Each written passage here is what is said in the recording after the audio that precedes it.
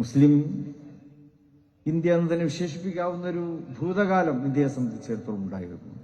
ചക്രവർത്തിമാർ, രാജാക്കന്മാർ, നവാബുമാർ, പട്ടോടിമാർ, അങ്ങനെയുള്ളവരുടെ ഭരണം നിലനിന്ന ഈ ഇന്ത്യ, ഇവിടെ ഒരുപാട് കുത്തുബ്ഖാനകൾ ഉണ്ടായിരുന്നു.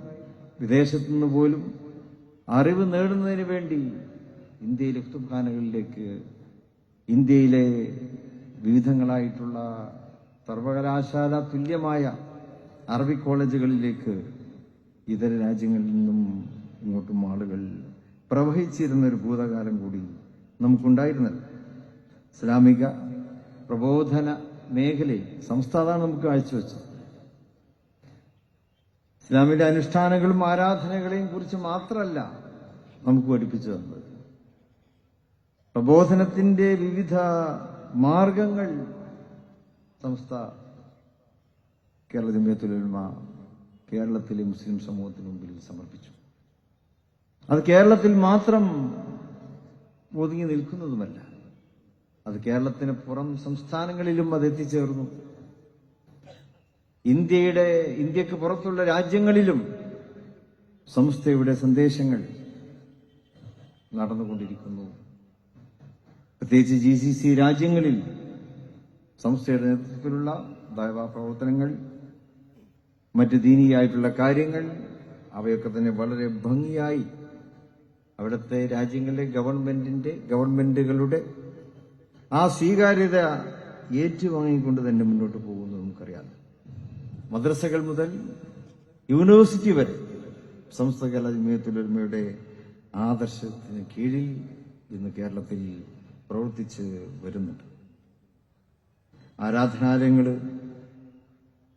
ഇന്ത്യയിലുള്ള മുസ്ലിം ആരാധനാലയങ്ങൾ, നേരത്തെ ഞാൻ സൂചിപ്പിച്ചതുപോലെ ആ ഭരണാധികാര കാലത്ത് സ്ഥാപിക്കപ്പെട്ട ആരാധനാലയങ്ങൾ, അതല്ലാത്ത കാലങ്ങളിലും സ്ഥാപിക്കപ്പെട്ടിട്ടുള്ള ആരാധനാലയങ്ങൾ, ഇസ്ലാമികമായിട്ടുള്ള കലകൾ, ഇസ്ലാമികമായിട്ടുള്ള സാഹിത്യങ്ങൾ, കവിതകൾ, ഇവയെല്ലാം കൊണ്ട് ധന്യവും സമ്പന്നവുമായിരുന്നു ഇന്ത്യയിലെ ഭൂതകാലം എന്ന് നമുക്കറിയാം. ആ നല്ല കാലത്തെക്കുറിച്ചുള്ള ഓർമ്മകൾ അതുതന്നെയാണ് നമുക്കെന്നും ആവേശം പകരുന്നത്. പിന്നെ സമസ്ത കേരള ജമിയത്തുൽ ഉലമ നമുക്ക് നൽകിയത് എന്താണ്? ഇസ്ലാമിന്റെ തനിമയോടെയുള്ള വ്യക്തിത്വം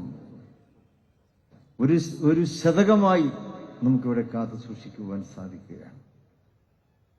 കേരളത്തിന് പുറത്തേക്ക് ഒരുപാട് പേര് സഞ്ചരിക്കാറുണ്ട്. അതിൽ പണ്ഡിതന്മാരുണ്ട്, സാഹിത്യകാരന്മാരുണ്ട്, സഞ്ചാര സാഹിത്യകാരന്മാരുണ്ട്, രാഷ്ട്രീയ നിരീക്ഷകന്മാരുണ്ട്, വിദേശകാര്യ മേഖലകളിൽ വിദഗ്ധന്മാരുണ്ട്.